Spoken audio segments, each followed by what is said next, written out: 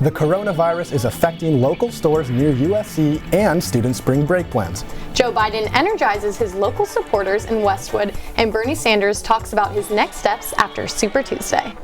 And we speak with a USC musician to learn more about how she is breaking stereotypes through her music. Annenberg TV News is next. Live from USC, you're watching Annenberg TV News.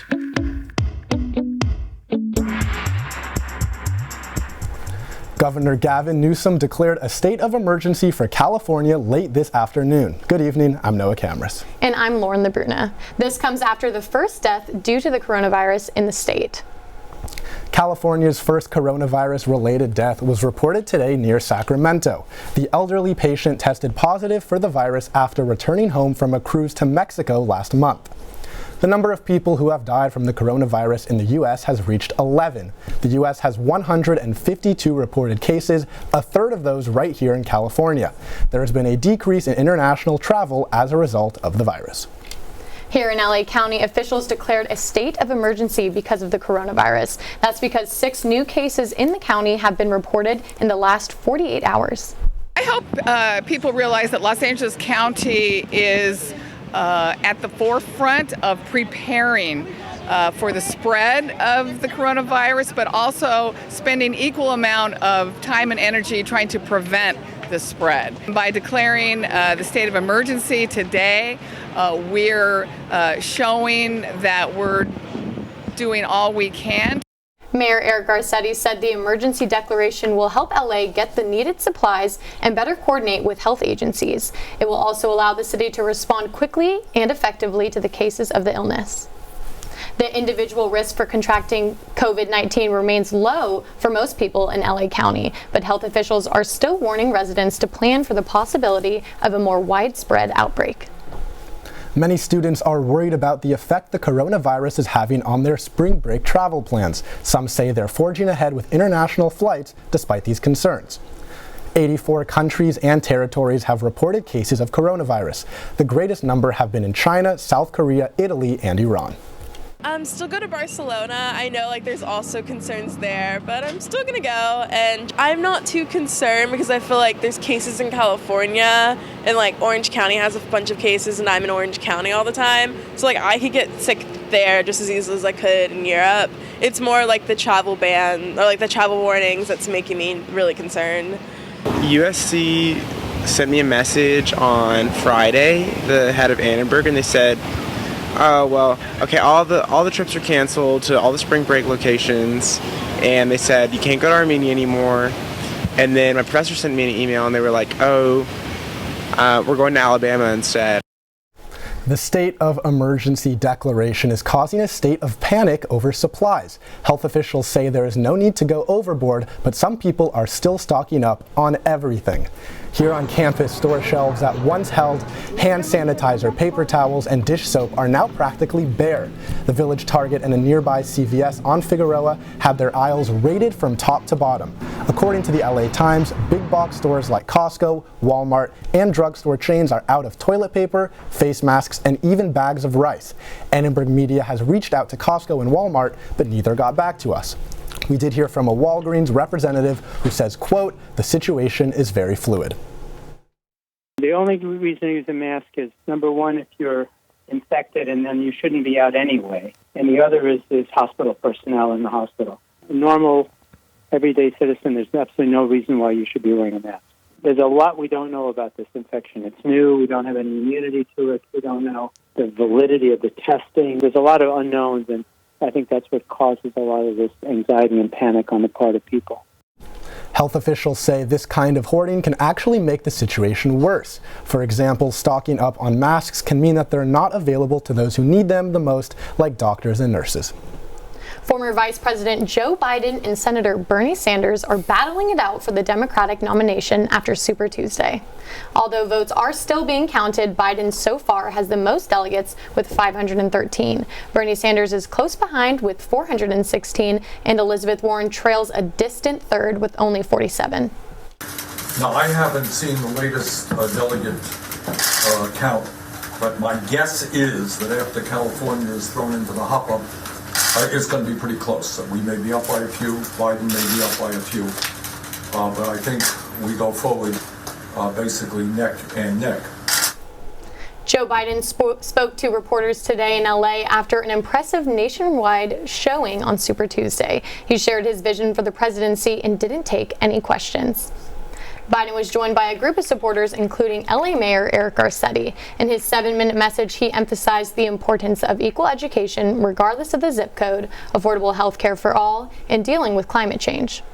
With victories in Texas, Virginia, North Carolina, Arkansas, Alabama, Tennessee. It's going to be a while before the final results come in California, but those of you who have been knocked down, this is your campaign. Everything was just beginning, but we know we have so much more to do. We have to put in a bigger, broader vision for this nation and make it happen. Next Tuesday, there are primaries in Idaho, Michigan, Mississippi, Missouri, North Dakota, and Washington. Michigan is the biggest with 125 delegates at stake. Former New York City Mayor and presidential candidate Mike Bloomberg announced he is withdrawing his bid for president and endorsing Joe Biden. If you remember, I entered the race for president to defeat Donald Trump. And I've always believed that defeating Donald Trump starts with uniting behind the candidate with the best shot to do it. And after yesterday's vote, it is clear that candidate is my friend and a great American, Joe Biden. President Trump taunted Bloomberg in a tweet saying the former mayor, quote, didn't have what it takes to run for president. Bloomberg posted a lightsaber fight scene from Star Wars and the message, "See you soon, Donald." Up next, a historic Supreme Court case may determine abortion rights in a southern state. We speak with a student in Nashville to hear how the tornadoes affected her community. And the coronavirus hits Hollywood and delays the release date for the new James Bond film. Roll over. When you adopt a shelter pet, you discover all the things that make them unique. And your mother. They're a little bit of a lot of things, but they're all pure love.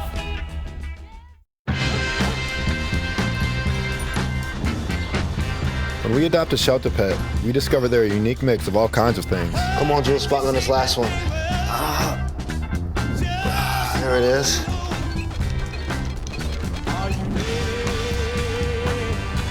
Keep going with it. Leo. They're a little bit of a lot of things, but they're all pure love.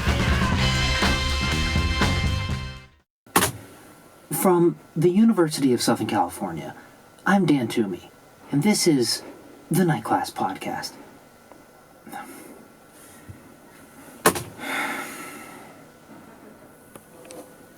From the New York Times, I'm Michael Bavaro. This is The Daily.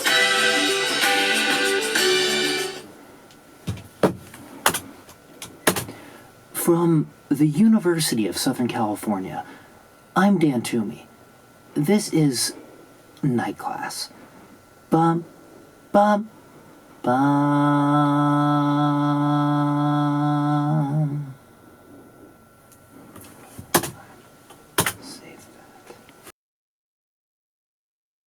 More news tonight in the USC admissions scandal. A judge ordered USC to hand over documents that secured a spot at the university for Miami investor Robert Zangrillo's daughter. This is a relief for Zangrillo's legal team. Their defense is that USC routinely favors students of donors.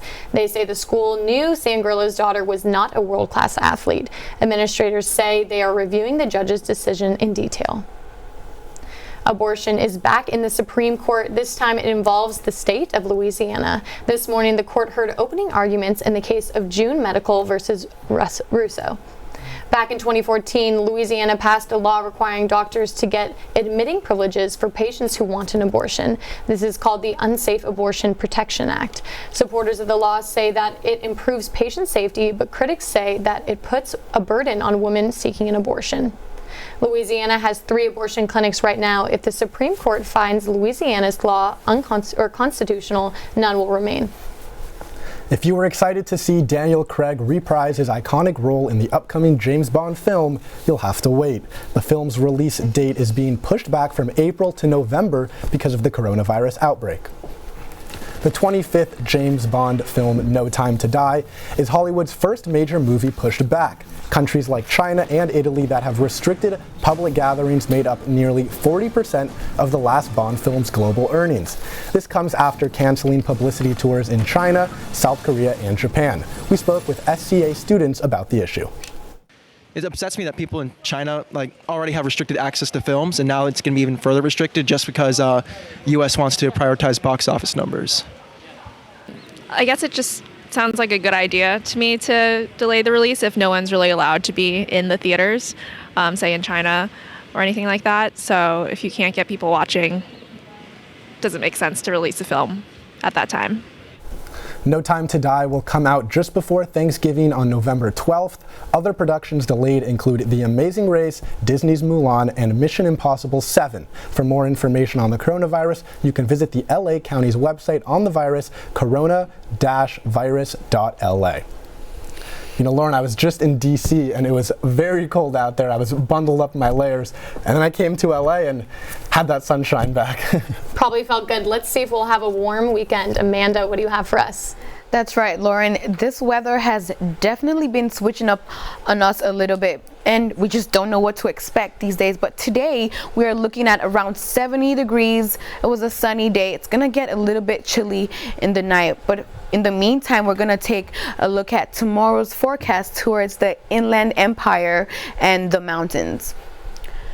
San Bernardino, 83 degrees, Riverside also 84 degrees, in the high 80s. It's pretty hot in those regions. Big Bear, we're looking at 60 degrees and 85 degrees in Palm Springs, which is also very hot. Now we're gonna take a look at the valley and the coast regions. Thousand Oaks is around 76 degrees, in the mid 70s, with Malibu in the 66 degrees. Northridge 81 degrees, and San Fernando 80 degrees. A little bit hot in those regions as well. Now we're going to bring it back to the USC downtown LA region. We're looking at USC 77 degrees, Long Beach also 73 degrees, LAX however 69 degrees, and Pasadena and Pomona, we're looking at the high 80s, and in Anaheim as well. And for the 5-day forecast, tomorrow is going to be also a sunny day with a little bit of clouds. Friday, we should be expecting the same thing. Still a little bit of clouds on Friday as well. Saturday, however, we're looking at the mid 60s with more clouds on Saturday. And Sunday, we're looking at 76 degrees with Monday 71 degrees and a little bit of clouds as well. In Nashville today, rescue workers are still digging through the debris, looking for survivors of yesterday's devastating tornadoes. So far, it's been confirmed that 24 people are dead, but there are still some unaccounted for. Thousands of people are still without power in the area. We talked with a student at the University of Tennessee who said much of what was destroyed cannot be replaced. People were talking about how their high school got destroyed. Really sentimental places were destroyed, and everyone just seems kind of somber and sad. My sorority, Delta Gamma specifically, we're doing canned food drive. We have a list of all the supplies that people need and formula and stuff for people who can't get to it right now. So we're just all kind of coming together to try to help Nashville. Local residents have already jumped into fundraising mode to help the victims' families and those who lost their homes. Singer-songwriter Jaya Logani is an Indian-American musician at USC. Through her work, a blend of mainstream American and Bollywood music, she hopes to be a role model for young Indian girls and empower them to follow their passions. You're in the driver's seat, we're not on the road, we're not. Watching my face, but the line is green. We got to go. Logani began writing music when she was 10 years old and quickly realized that it was more than just a hobby. So today I am joined by Jaya, who has a lyric video for her upcoming single Down Low, scheduled to release next week, but we're going to talk about it right now. So thank you so much for being here, first of all. Thank you for having me. Of course. So I first kind of want to start to talk about your upbringing. So both your parents are doctors.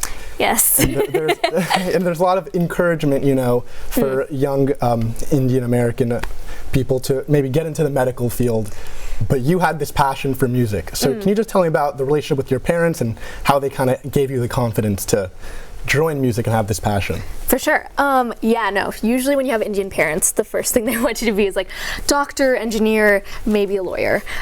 So for sure, when I told them I want to do music, they were like, okay. But I really lucked out with my parents because they are incredibly supportive, and I know not many Indian parents are actually that way. Part of it is probably because they came here when they were toddlers, so they grew up here just as much as like everyone else. So I think that definitely helped me out with that.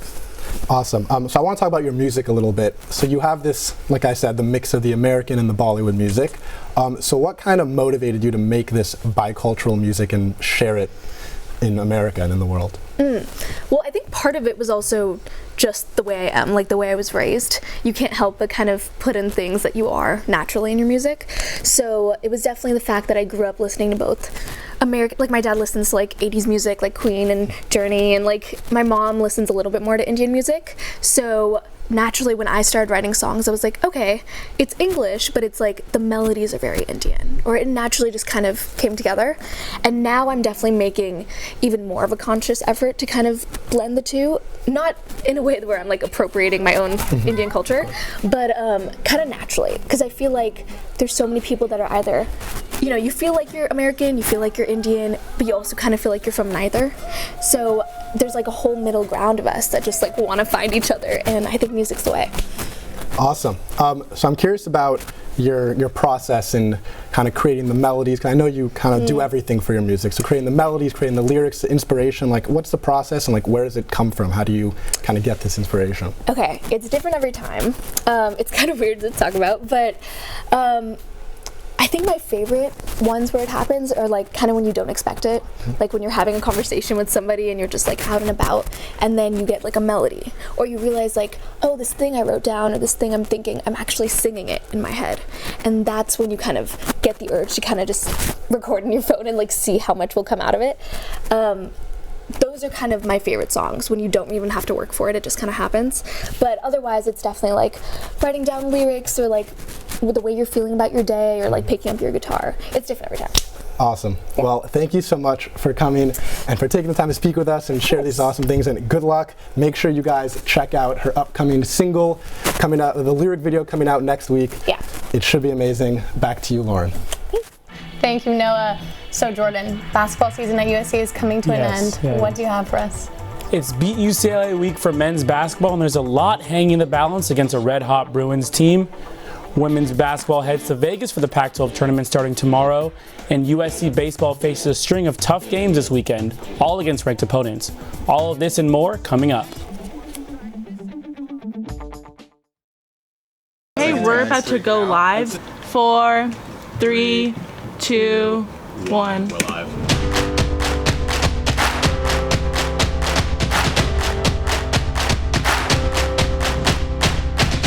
Spotify Wrapped came out yesterday. We were kind of thinking of doing like a MLS style piece. We should have one of them interview sports because that's big news on our campus. Hi there. We are working on a piece for tonight's news show. I'm wondering if you know when the pharmacies on campus started carrying Narcan and why that decision was made. 20 seconds, standby. Good afternoon and welcome to From Where We Are. Stories of news and culture through the lens of USC and Southern California.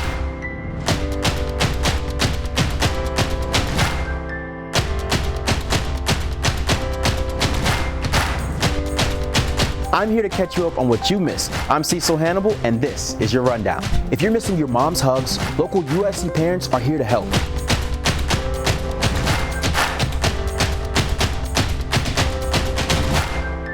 Since there's no news on Coach Clay Helton, what needs to happen and when? Presidential candidate Bernie Sanders made an appearance. The Oscars might not be ready, but we are. And for everyone here, thanks for watching See It Live. That's a wrap.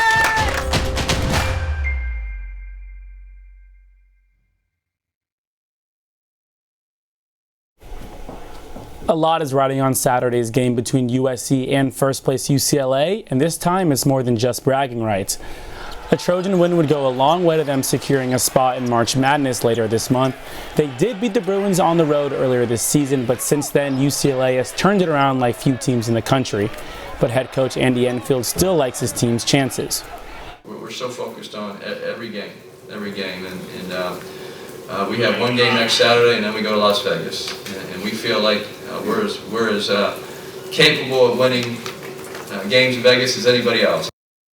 Being at home bodes well for the Trojans as they've dropped only one conference game at the Galen Center back in early February. Many have worried that the tournament may be postponed or played without fans in attendance, but the Pac-12 issued a statement today saying that conference basketball tournaments and other Pac-12 events are, quote, scheduled to take place as planned. One team that's gearing up to play in that tournament is USC women's basketball. Tyler, what's happening with the women of Troy?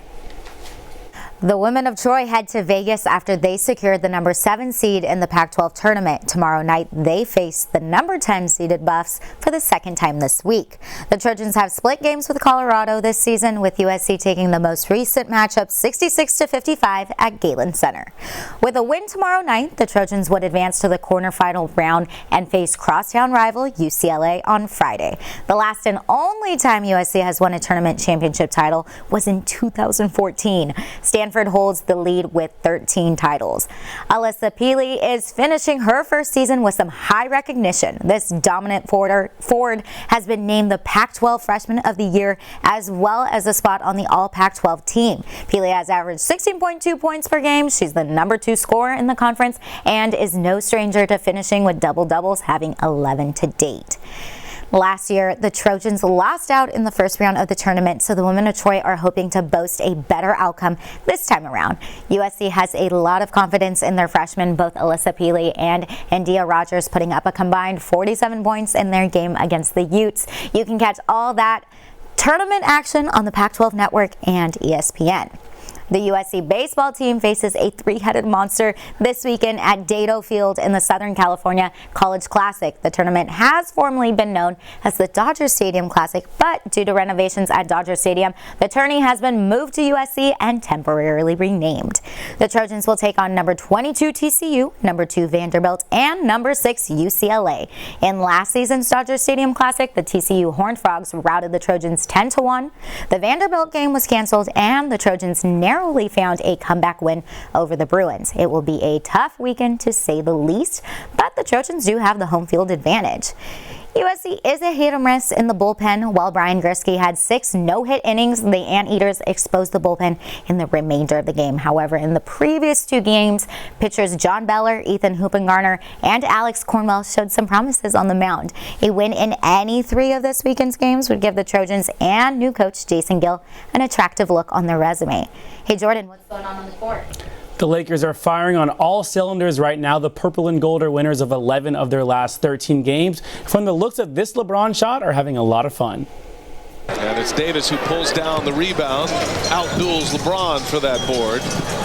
And how about James? Oh, long-range missile for LeBron James. After falling down early to the short-handed Philadelphia 76ers, the Lakers took over in the second quarter and never looked back.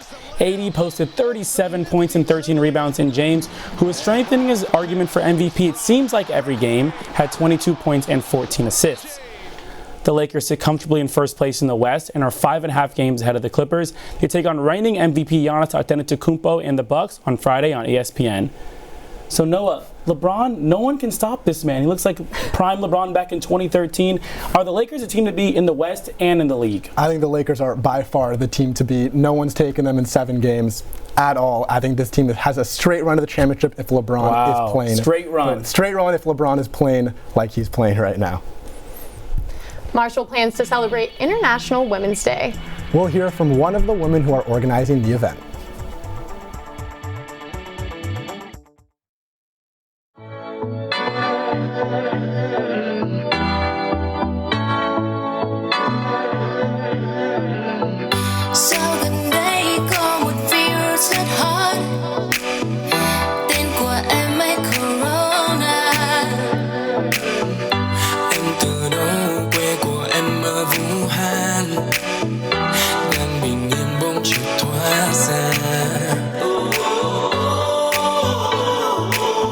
Chắc chắn ta nên nâng cao cảnh giác, đừng để em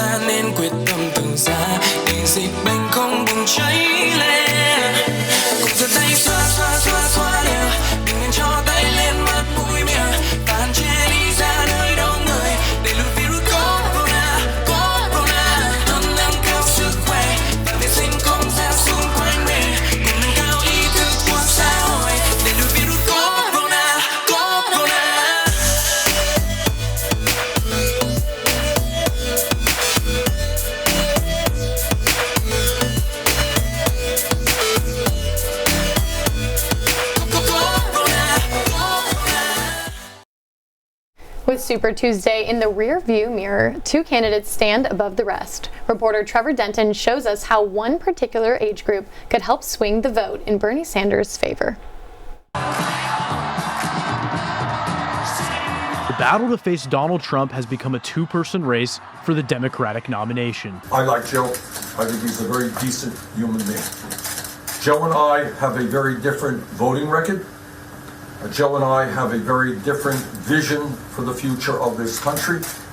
And Joe and I are running very different campaigns. According to the Super Tuesday national election poll, Sanders led in every state in the under 30 age group. Yet voter turnout among young people declined from 2016, and Biden furthered his lead.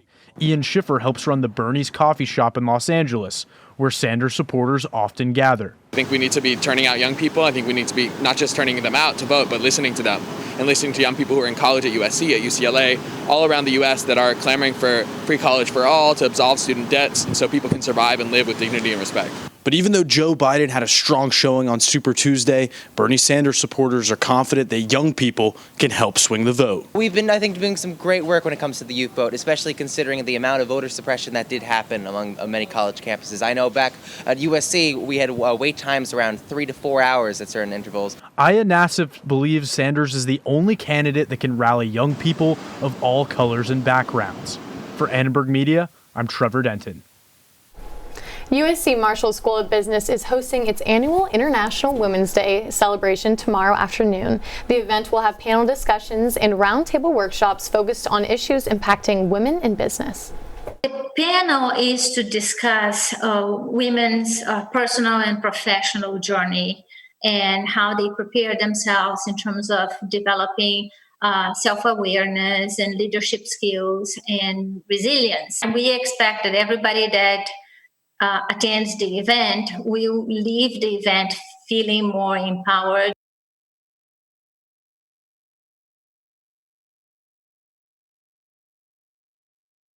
And the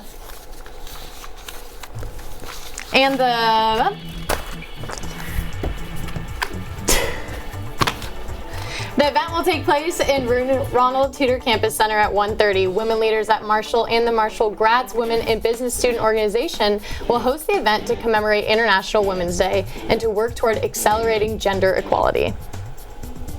I think it's an exciting event for young women at USC to be attending.